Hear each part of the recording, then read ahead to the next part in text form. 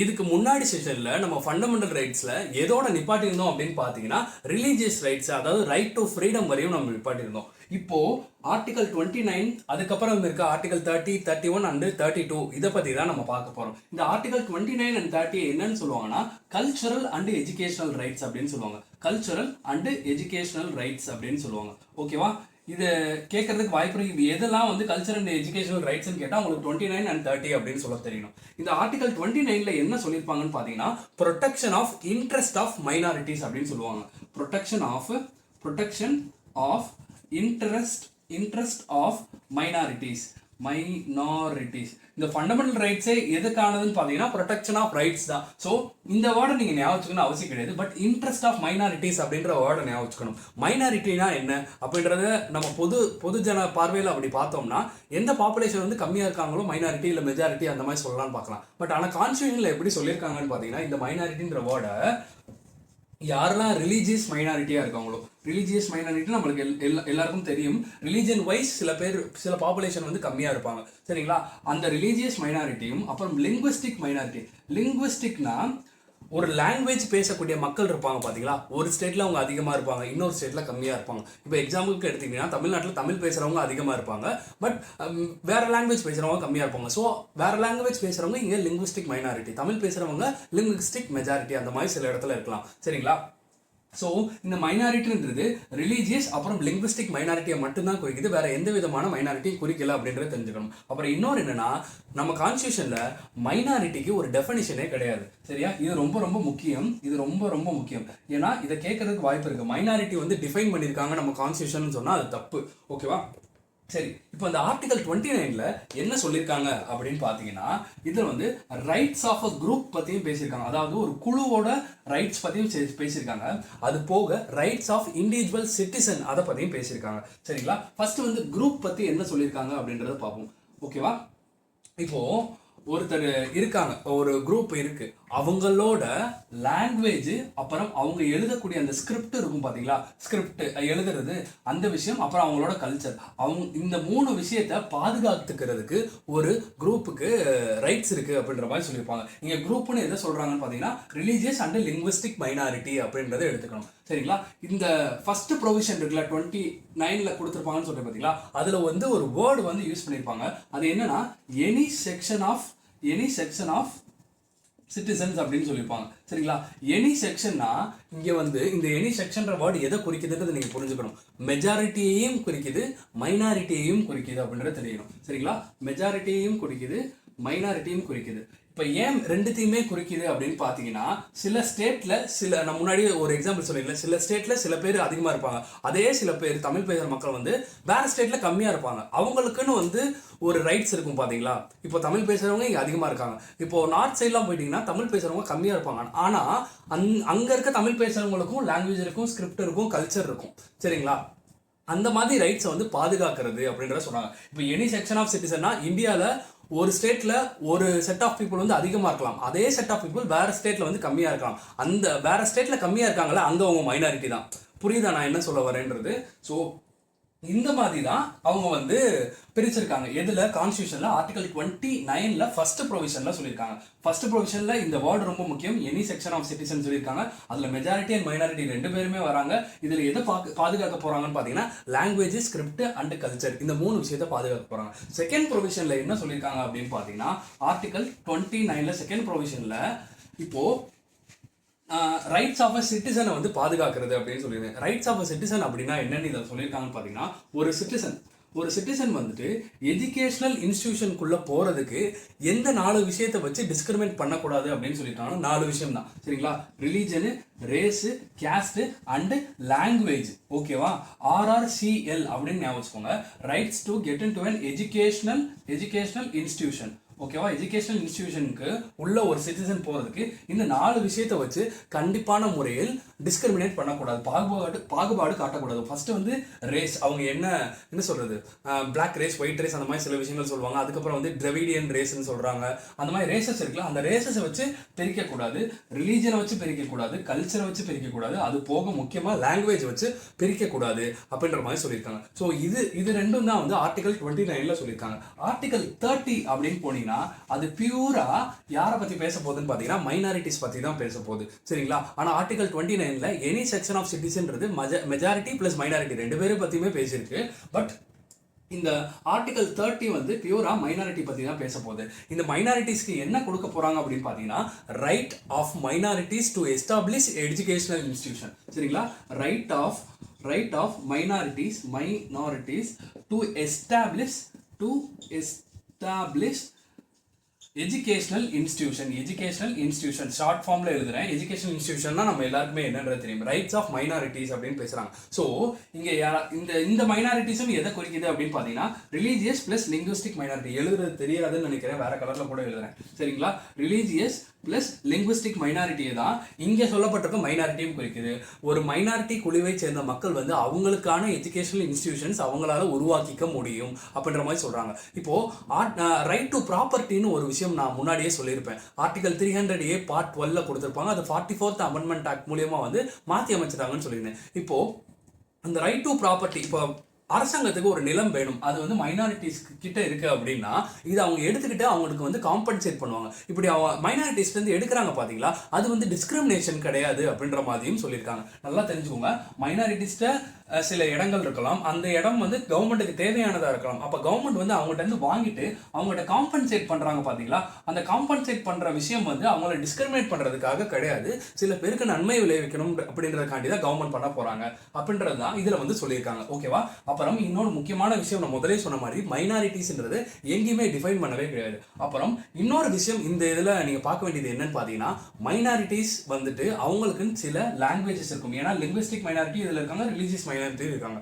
அப்படி இருக்கும்போது அவங்களோட ஸ்டூடெண்ட்ஸ் இல்லை சில்ட்ரனுக்கு வந்து, அதாவது மைனாரிட்டி பீப்புளோட சில்ட்ரனுக்கு வந்து அவங்க மொழியிலேயே வந்து அவங்க வந்து பாடம் எடுக்கலாம், அவங்க லாங்குவேஜ்லேயே பாடம் எடுக்கலாம். இது அப் டு பிரைமரி எஜுகேஷன் வரையும் நினைக்கிறேன், கரெக்டாக எனக்கு ஞாபகம் இல்லை, கண்டிப்பாக செக் பண்ணி பாருங்க. பட் மைனாரிட்டிஸ்னால அவங்க லாங்குவேஜில் வந்து அவங்களோட குழந்தைகளுக்கு பாடம் எடுக்க முடியும் அப்படின்றத தெரிஞ்சுக்கோங்க. எக்ஸாம்பிளாக பார்த்தீங்கன்னா இப்போ மதரசாஸ் அப்படின்னு சொல்லுவாங்க, இஸ்லாம் ஃபாலோ பண்ணுறவங்க மதரசாஸ் அந்த மாதிரி சில விஷயங்கள் சொல்லுவாங்க. அது வந்து ஒரு டைப் ஆஃப் ஸ்கூல், அங்கே வந்து உருதுல வந்து பாடம் எடுக்கலாம். சரிங்களா? அந்த மாதிரி இருக்கும். நான் மதரசா போனது கிடையாது, மேபி நான் ஒரு கெஸ்ட்ல தான் சொல்கிறேன், அங்கே அந்த மாதிரி எடுக்கிறதுக்கு வாய்ப்பு இருக்கு இல்லையா?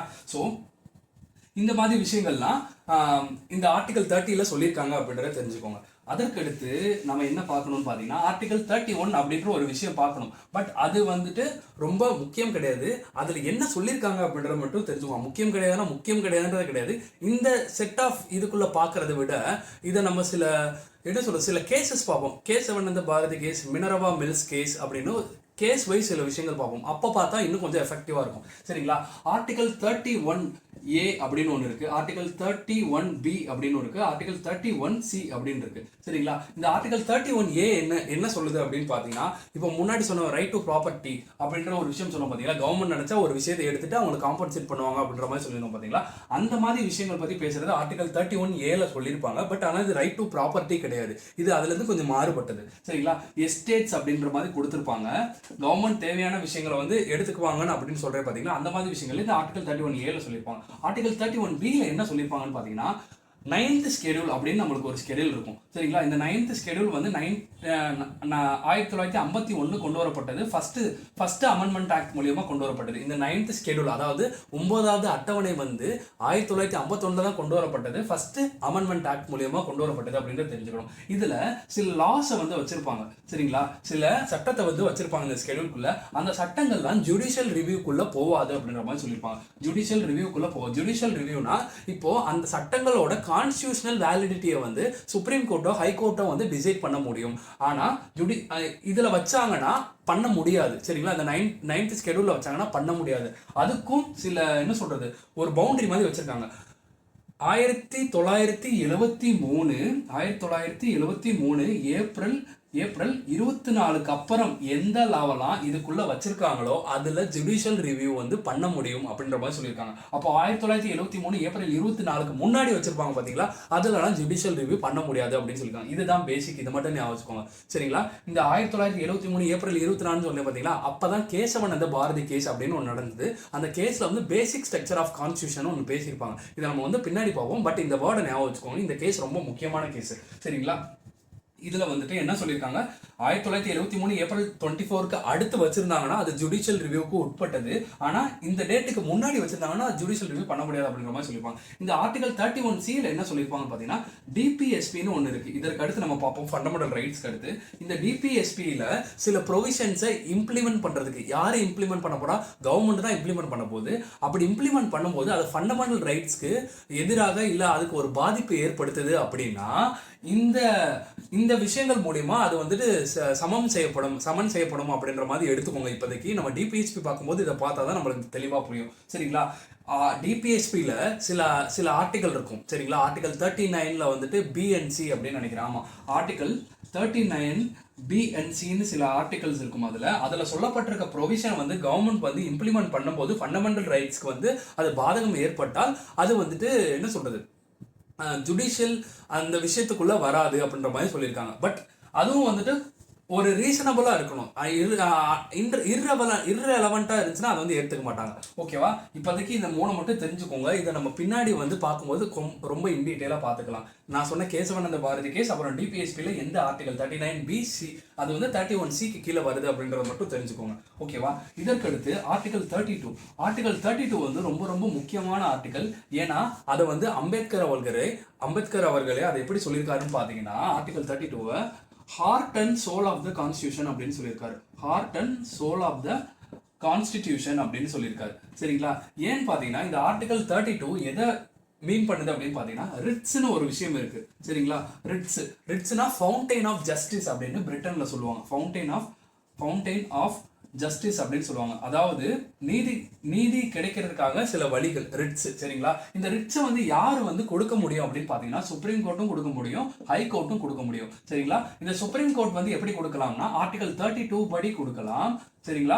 ஹைகோர்ட் வந்து ஆர்டிகல் 226 படி கொடுக்கலாம். இது ரொம்ப முக்கியமான விஷயம். இந்த 2 ஆர்டிகளையும் நீங்க ஞாபகம் வச்சுதான் ஆகணும். Article 32, article 226. ரிட்ஸ் பவர் வந்து எப்படி வந்து சுப்ரீம் கோர்ட்டுக்கும் ஹைகோர்ட்டுக்கும் கொடுக்கப்பட்டிருக்கு அப்படின்னு கேட்டால் இந்த 2 ஆர்டிகலை வந்து நம்ம கோட் பண்ணணும் அப்படின்றத தெரிஞ்சுக்கணும். சரியா?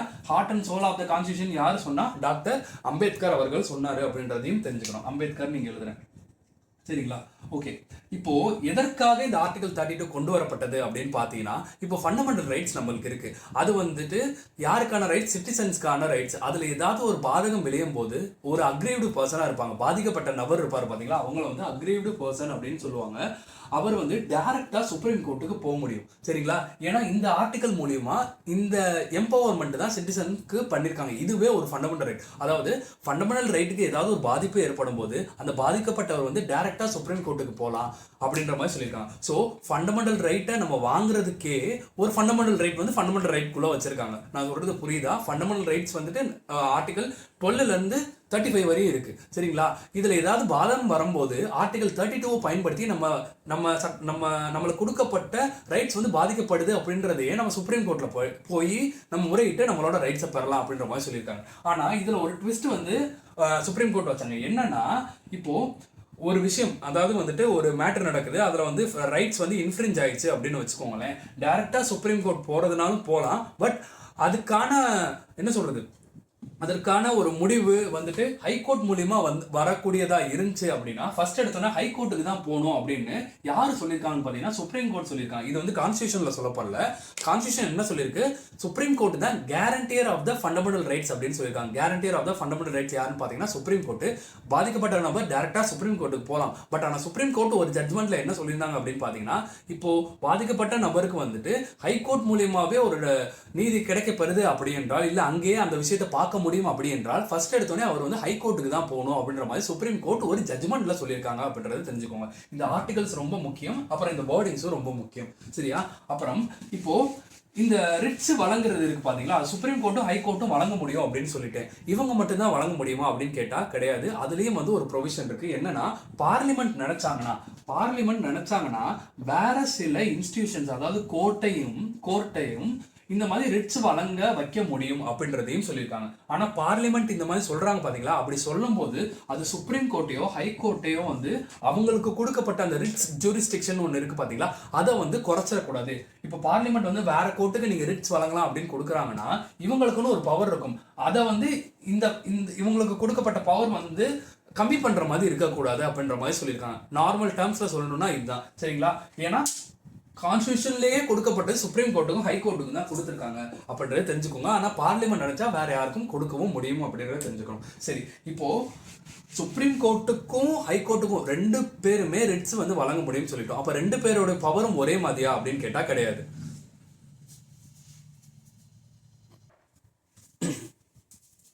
இப்போ சுப்ரீம் கோர்ட்டுக்கு கொடுத்துருக்காங்க பாத்தீங்களா, அது வந்து என்னன்னு சொல்லுவாங்கன்னா ஒரிஜினல் அண்ட் வைடு அப்படின்னு சொல்லுவாங்க. இதுக்கு மீனிங் என்ன அப்படின்னு பார்த்தீங்கன்னா, ஒரிஜினலுக்கு இப்போ ஒரு நபருக்கு வந்து ஃபண்டமெண்டல் ரைட் வந்து இன்ஃப்ரிஞ்ச் பண்ணப்பட்டிருக்கு, அதாவது அவரோட ஃபண்டமெண்டல் ரைட் வந்து பாதிக்கப்பட்டிருக்கு அப்படின்னா, இந்த ஒரிஜினல் அப்படின்ற வேர்டு என்ன சொல்லுது வருது அந்த பாதிக்கப்பட்ட நபருக்கு அப்படின்னா, ஒருத்தர் டைரக்டா வந்து சுப்ரீம் கோர்ட்டுக்கு போகலாம் அப்படின்னு சொல்லியிருக்கு. எதுல சொல்லியிருக்கு? கான்ஸ்டியூஷன்லேயே சொல்லியிருக்கு. ஆனால் சுப்ரீம் கோர்ட் சொன்னது ஒரு ஜட்மெண்ட்ல நான் சொன்ன விஷயத்த சொல்லியிருக்காங்க. அதாவது அவருக்கு வந்து நீதி வந்து ஹைகோர்ட் மூலியமாக கிடைக்கப்படுதுன்னா ஃபர்ஸ்ட் வந்து அவர் ஹைகோர்ட் போகணும், அங்கே கிடைக்கல அப்படின்னா வந்து அவர் சுப்ரீம் கோர்ட் வரலான்னு சுப்ரீம் கோர்ட் சொல்லியிருக்காங்க. சரிங்களா? ஒரிஜினல் என்ன சொல்லுது அப்படின்னு பார்த்தீங்கன்னா, டைரக்டா சுப்ரீம் கோர்ட்டுக்கு போகலாம். ஏன்னா சுப்ரீம் கோர்ட் தான் கேரண்டியர் ஆஃப் த ஃபண்டமெண்டல் ரைட்ஸ்னு சொல்லுவாங்க. கேரண்டியர் ஆஃப் ஃபண்டமெண்டல் ரைட்ஸ் அப்படின்னு சொல்லுவாங்க. வைடு அப்படி இந்த சென்ஸ் என்ன சொல்றாங்கன்னு பார்த்தீங்கன்னா, சுப்ரீம் கோர்ட் வந்துட்டு டெரிட்டரி ஆஃப் இந்தியா இருக்கு பாத்தீங்களா, அது ஃபுல்லா வந்துட்டு அவங்களால வந்துட்டு ரிட்ஸ் வழங்க முடியும் அப்படின்ற மாதிரி சொல்லியிருக்காங்க. சரியா? அதுக்கப்புறம் இந்த சுப்ரீம் கோர்ட் வந்து ரிட்ஸ் வழங்குறாங்களா, அது வந்து அப்சல்யூட் கிடையாது அப்படின்றது தெரிஞ்சுக்கோங்க. அப்சல்யூட் கிடையாது இன் சென்ஸ் இவங்க மட்டும் தான் ரிட்ஸ் வழங்க முடியுமா அப்படின்னு கேட்டா கிடையாது. ஏன்னா ஏற்கனவே நான் சொன்ன மாதிரி ஹை கோர்ட்டும் வந்து ரிட்ஸ் வழங்க முடியும் அப்படின்றத சொல்லியிருக்காங்க. So it's original for supreme court and wide for supreme court, but it's not absolute அப்படின்றத தெரிஞ்சுக்கணும். ஏன்னா ஹை கோர்ட்டும் வந்துட்டு ரிட்ஸ் வந்து வழங்க முடியும். ஆனா இவங்களை கம்பேர் பண்ணும்போது இவங்களோட ரிட் ஜூரிஸ்டிக்ஷன் இருக்கு பாத்தீங்களா, இது வந்து வைடு. ஏன் அப்படின்னு நான் சொல்றேன்னா, சுப்ரீம் கோர்ட்னால ஃபண்டமெண்டல் ரைட்ஸ்க்கு மட்டும்தான் ரிட்ஸ் வந்து வழங்க முடியும். ஆனா ஹை கோர்ட்னால fundamental rights plus legal rights ரெண்டுத்துக்குமே வந்து ரிட்ஸ் வழங்க முடியும் அப்படின்றத தெரிஞ்சுக்கோங்க. ஃபண்டமெண்டல் ரைட்ஸ்க்கும் வழங்க முடியும், அதுக்கப்புறம் லீகல் ரைட்ஸ்க்கும் வழங்க முடியும். யாரால? சுப்ரீம் கோர்ட்னால. ஆனா ஜூரிஸ்டிக்ஷன் அப்படின்னு பாத்தீங்கன்னா, அதாவது வந்து செயல் எல்லை அப்படின்னு தமிழ்ல சொல்லுவாங்க. ஜூரிஸ்டிக்ஷன் பாத்தீங்கன்னா அது யாருக்கு அதிகமா இருக்கும் அப்படின்னு பாத்தீங்கன்னா, சுப்ரீம் கோர்ட் தான் அதிகமா இருக்கும். ஏன்னா செயலிலேன்றது அவங்களுக்கு இந்தியா ஃபுல்லா இருக்கும். ஆனா ஹை கோர்ட்டுக்கு அப்படி கிடையாது. அவங்க எந்த மாநிலத்துல இருக்காங்களோ, எந்த ஸ்டேட்ல இருக்காங்களோ அந்த இதுக்குள்ளதான் அவங்களுக்கு வந்துட்டு அவங்களோட ஜூரிஸ்டிக்ஷன் இருக்கும். ஆனா இதுல ஒரு எக்ஸெப்ஷன் இருக்கு. என்னன்னு பாத்தீங்கன்னா, இப்போ வேற ஸ்டேட்டுக்கு ஒருத்தர் போயிட்டாருன்னு வச்சுக்கோங்களேன், ஆனா அவரு இப்போ தமிழ்நாடு கேரளா ரெண்டு விஷயம் எடுத்துக்காங்க. சரிங்களா? இப்போ தமிழ்நாட்டில் ஒரு விஷயத்த பண்ணிட்டு அவர் கேரளாவுக்கு போயிட்டாரு அப்படின்னு சொல்லுவாங்க. ஆனால் அவர் பண்ண காஸ் ஆஃப் ஆக்ஷன் எங்கே இருந்திருக்கு? தமிழ்நாட்டில் இருந்திருக்கு. இந்த மாதிரி காஸ் ஆஃப் ஆக்ஷன் வந்து அந்த பர்டிகுலர் ஸ்டேட்ல இருந்துச்சுன்னா வெளியே இருக்க நபருக்கும் வந்து இந்த மாதிரி ரிட் ஜூரிஸ்டிக்ஷன் வழங்க முடியும் அப்படின்ற மாதிரி சொல்லியிருக்காங்க. எதில் சொல்லியிருக்காங்க? கான்ஸ்டியூஷன்லேயே சொல்லியிருக்காங்க. நல்லா புரிஞ்சுக்கோங்க. சுப்ரீம் கோர்ட்டுக்கு ஜூரிஸ்டிக்ஷன் இந்தியா ஃபுல்லாக இருக்கு, பட் ஹை கோர்ட்டுக்கு ஸ்டேட்டுக்குள்ள மட்டும்தான் இருக்கு. அதில் ஒரு எக்ஸெப்ஷன் இருக்கு. காஸ் ஆஃப் ஆக்ஷன் வந்து ஸ்டேட்ல இருந்துச்சுன்னா, காஸ் ஆஃப் ஆக்ஷன் வந்துட்டு ஸ்டேட்ல இருந்தது அப்படின்னா அவங்களால வந்து சுப்ரீம் கோர்ட்னால வந்து ரிட்டை வந்து வெளியிருக்க நபருக்கும் கொடுக்க முடியும் அப்படின்றத தெரிஞ்சுக்கோங்க. அதற்கப்புறம் இன்னும் ஒரே ஒரு விஷயம் இருக்கு. சுப்ரீம் கோர்ட்டுக்கு வந்துட்டு இந்த விஷயம் வந்து நாட் டிஸ்கிரிஷனரி அப்படின்னு சொல்லுவாங்க. நாட் டிஸ்கிரிஷனரினா என்னன்னு பாத்தீங்கன்னா, இப்போ வந்து ஒருத்தர் வந்து ஃபண்டமெண்டல் ரைட் வந்து பாதிக்கப்பட்டதுன்னு அங்க சுப்ரீம் கோர்ட்டுக்கு போறாரு. அவங்களால இந்த கேஸை நாங்க வந்து எடுத்துக்க மாட்டோம், இதை வந்து ரிட் ஜூரிஸ்டிக்ஷன் கீழே வந்து கொண்டு வர மாட்டோம் அப்படின்றது மாதிரி சொல்ல முடியாது. ஏன்னா சுப்ரீம் கோர்ட் தான் guarantor of the fundamental rights அப்படின்னு கான்ஸ்டியூஷன்லேயே சொல்லியிருக்காங்க. ஆனா சுப்ரீம் கோர்ட்டுக்கு ஒருத்தர் வந்து ஹை கோர்ட்டுக்கு போனாரு அப்படின்னு பாத்தீங்கன்னா, இவங்களுக்கு வந்து இந்த ரிட் ஜூரிஸ்டிக்ஷன் இருக்குல்ல, இது வந்து டிஸ்கிரிஷனரி. அவங்க வந்து பண்ணணும்னு நினைச்சா பண்ணலாம், இல்லைன்னா பண்ணாம இருக்கலாம். ரெண்டு வேர்டுக்கும் மீனிங் புரியுதுன்னு நினைக்கிறேன். டிஸ்கிரிஷனரினா அவங்க தான் முடிவெடுக்கணும். ஆனா நாட் டிஸ்கிரிஷனரினா சுப்ரீம் கோர்ட்டுக்கு வந்து கான்ஸ்டியூஷன்லேயே சொல்லியிருக்காங்க, நீ தான் என்ன சொல்றது, guarantor of the fundamental rights. So நீ வந்துட்டு ரிட் ஜூரிஸ்டிக்ஷன் வந்து ஃபண்டமெண்டல் ரைட்ஸ் பாதிக்கப்பட்டா கண்டிப்பா கொடுக்கணும் அப்படின்ற மாதிரி சொல்லியிருக்காங்க. ஸோ மூணு விஷயம் ஒன்று இருக்கு. Original one wide. இங்க வந்து பாத்தீங்கன்னா இவங்க தான் அந்த என்ன சொல்றது, ஃபண்டமெண்டல் ரைட்டும் பண்ண முடியும், லீகல் ரைட்டும் பண்ண முடியும். ஆனா சுப்ரீம் கோர்ட் வந்து ஃபண்டமெண்டல் ரைட் மட்டும் தான். அதே மாதிரி ஜூரிஸ்டிக்ஷன் வந்து சுப்ரீம் கோர்ட்டுக்கு தான் பெருசு, ஹை கோர்ட்டுக்கு சின்னது. அதுக்கப்புறம் சுப்ரீம் கோர்ட்டுக்கு வந்து நான் டிஸ்கிரிஷனரி அந்த ரிட்ஸ் ஜூரிஸ்டிக்ஷன். ஆனா ஹை கோர்ட்டுக்கு வந்து டிஸ்கிரிஷனரி. அவங்க நினைச்சா பண்ணலாம், பண்ணாம இருக்கலாம். இந்த மூணு வேர்டை மட்டும் ஞாபகம் வச்சுக்கோங்க. சரிங்களா? ஒரிஜினல் அண்ட் வைடு, ஜூரிஸ்டிக்ஷன், அப்புறம் டிஸ்கிரிஷனரி. ஓகே, இப்போ நான் ரிட்ஸ் அப்படின்னு சொன்னேன் பாத்தீங்களா, அதுல வந்து ஒரு 5 டைப் இருக்கு. அந்த 5 டைப்க்கான மீனிங் என்ன அப்படின்றத மட்டும் பார்க்கலாம். ஃபர்ஸ்ட் வந்து என்னன்னு பாத்தீங்கன்னா, ஹேபியஸ் கார்பஸ் அப்படின்னு சொல்லுவாங்க. ஹேபியஸ் கார்பஸ் அப்படின்னு சொல்லுவாங்க. இந்த ஹேபியஸ் கார்பஸ் அப்படின்னா மீனிங் என்னன்னு பாத்தீங்கன்னா, to have the body of அப்படின்னு சொல்லுவாங்க. இந்த வேர்டை நீங்க கண்டிப்பா ஞாபகம் வச்சுக்கணும். அதுக்கப்புறம் இந்த ஹேபியஸ் கார்பஸை என்னன்னு சொல்லுவாங்கன்னு பாத்தீங்கன்னா, புல்வார்க் ஆஃப் இண்டிவிஜுவல் லிபர்ட்டி அப்படின்னு சொல்லுவாங்க. புல்வார்க் ஆஃப் இண்டிவிஜுவல் லிபர்ட்டி அப்படின்னு சொல்லுவாங்க. ஓகேவா? இந்த ரெண்டு வேர்டை ஞாபகம் வச்சுக்கோங்க. ஹேபியஸ் கார்பஸ் பெட்டிஷன் போட்டாங்கன்னா என்ன பண்ண முடியும் அப்படின்னு பார்த்தீங்கன்னா, இப்போ ஒரு நபர் இருக்காரு, அந்த நபரை வந்து இன்னொருத்தர் வந்துட்டு அவரோட விருப்பமே இல்லாமல் டிடென்ஷன் பண்ணி வச்சிருக்காரு, அதாவது கைது பண்ணி வச்சிருக்காருன்னா அந்த மாதிரி நபரை வந்து வெளியே கொண்டு வரது தான் இந்த ஹேபியஸ் கார்பஸ் மனு அப்படின்னு பார்த்துருப்போம். நம்ம நியூஸ் சேனலில் கூட ஹேபியஸ் கார்பஸ் மனு அப்படின்ற தமிழ் நியூஸ் சேனலில் சில இடத்துல சொல்லி நான் கேள்விப்பட்டிருக்கேன்.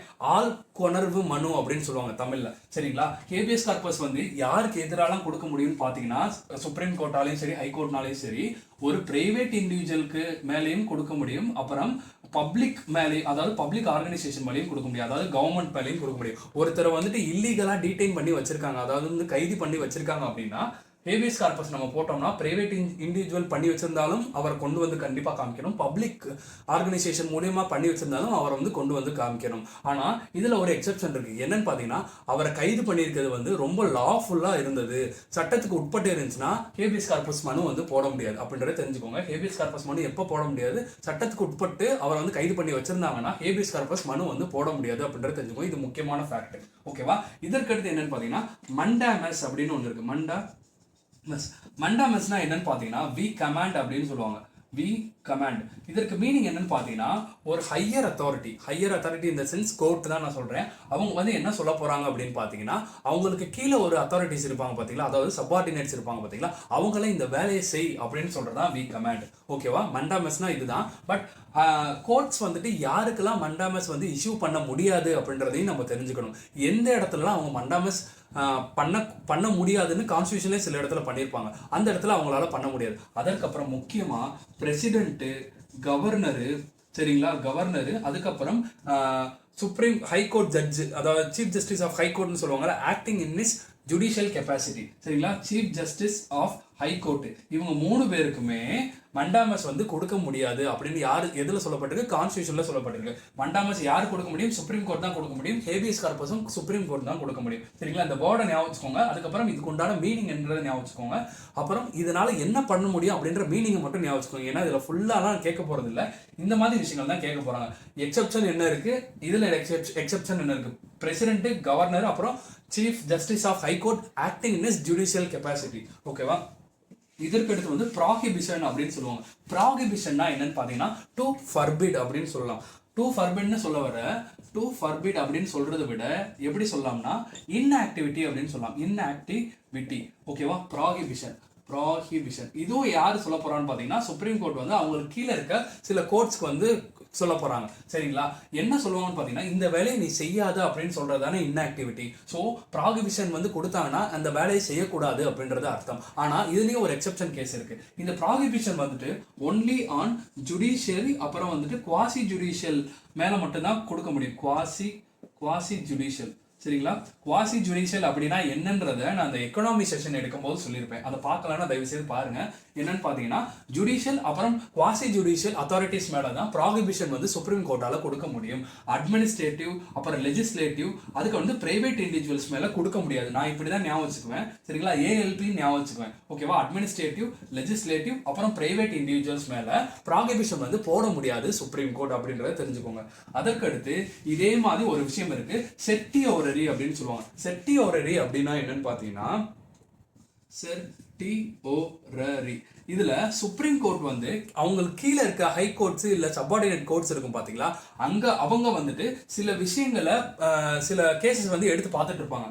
ஆனா அப்படி நீங்க பார்க்க வேணாம், எங்களுக்கு அதை டிரான்ஸ்ஃபர் பண்ணுங்க, எங்களுக்கு அதை கொடுங்க, இல்லைன்னா அந்த கேஸையே குவாஷ் பண்ணுங்க அப்படின்னு சொல்லிடுவாங்க. டிரான்ஸ்ஃபர் பண்ணுங்க இல்லைன்னா குவாஷ் பண்ணுங்க அந்த கேஸையே அப்படின்ற மாதிரி சொல்லுவாங்க. ஸோ இதுதான் செட்டியோரரி அப்படின்றது சொல்லுது. இந்த செட்டியோரரியில நம்ம ப்ராகிபிஷன்ல பார்த்தோம்ல, ஏஎல்பி அப்படின்னு, இந்த 3 விஷயமும் ப்ராகிபிஷன்ல அப்ளிகபிள் ஆகாது. இவங்களுக்கு வந்து ப்ராகிபிஷன் அப்ளை பண்ண முடியாது அப்படின்ற மாதிரி சொல்லிடுங்க. பட் இந்த செட்டியோரரியில என்ன நடக்கும் பார்த்தீங்கன்னா, ஜுடிஷியலுக்கும் பண்ணலாம், குவாசி ஜுடிஷியலுக்கும் பண்ணலாம், அதுக்கப்புறம் அட்மினிஸ்ட்ரேட்டிவ் அத்தாரிட்டிஸ்க்கும் பண்ணலாம். செட்டியோரரி யார் மேலாம் இஷ்யூ பண்ண முடியும் அப்படின்னு பார்த்தீங்கன்னா, judicial authorities, quasi judicial authorities, அப்புறம் அட்மினிஸ்ட்ரேட்டிவ் அத்தாரிட்டிஸ். யார் மேலே பண்ண முடியாதுன்னு பார்த்தீங்கன்னா, லெஜிஸ்லேட்டிவ் அண்ட் பிரைவேட் இண்டிவிஜுவல் மேலே செட்டியோரரி பண்ண முடியாது. இப்போ ஒரு 4 விஷயம் பார்த்தோம் பார்த்தீங்களா, ஹேபியஸ் கார்பஸ், மண்டாமஸ், செட்டியோரரி, அப்புறம் வந்து ப்ராகிபிஷன். இது எல்லாமே எப்போ பண்ண முடியும் சுப்ரீம் கோர்ட்டால் அப்படின்னு பார்த்தீங்கன்னா அக்ரீவ்டு பர்சன், அதாவது பாதிக்கப்பட்ட நபர் வந்து போய் இந்த மாதிரி எனக்கு வந்து எனக்கு உண்டான உரிமையை கொடுங்கன்னு கேட்கும்போது மட்டும்தான் இந்த 4யுமே பண்ண முடியும்.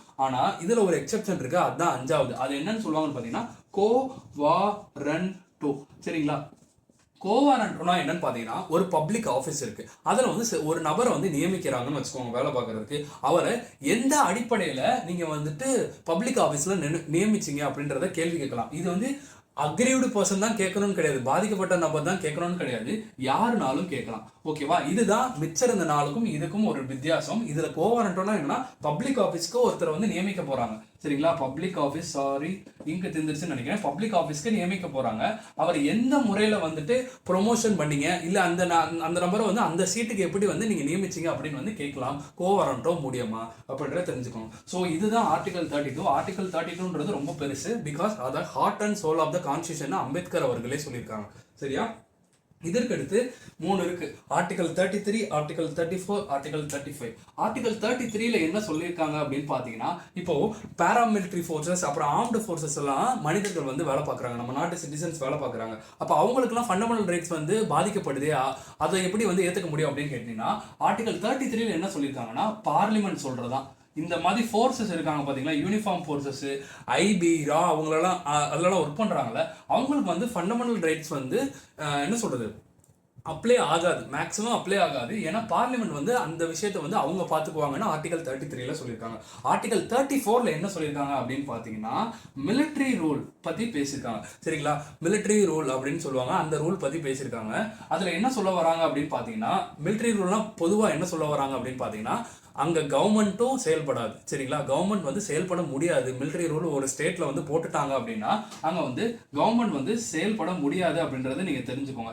அதே மாதிரி இந்த மிலிட்ரி ரூல் ப்ரொவிஷன்ஸ்லாம் இருக்குல்ல, இதை பற்றின ப்ரொவிஷன்ஸ் வந்து எலாபரேட்டாலாம் கான்ஸ்டியூஷனில் கொடுக்கவே கிடையாது. எலாபரேட்டாக கொடுக்கல அப்படின்றத தெரிஞ்சுக்கோங்க. இதில் நீங்கள் என்ன தெரிஞ்சுக்கணும்னா, ஆர்டிகல் 33 வந்துட்டு இந்த ஆர்ம்டு ஃபோர்ஸஸ் அந்த விஷயங்கள்லாம் இருக்குது பார்த்தீங்களா, அது சார்ந்து எந்த ஒரு ஃபண்டமெண்டல் ரைட்ஸ் முடிவு எடுக்கிறதுனாலும் பார்லிமெண்ட் தான் எடுக்க முடியும். ஆர்டிகல் 34 வந்து என்ன சொல்லுதுன்னா, இந்த மிலிட்ரி ரூல் சம்பந்தமாக சில விஷயங்கள் பேசுது.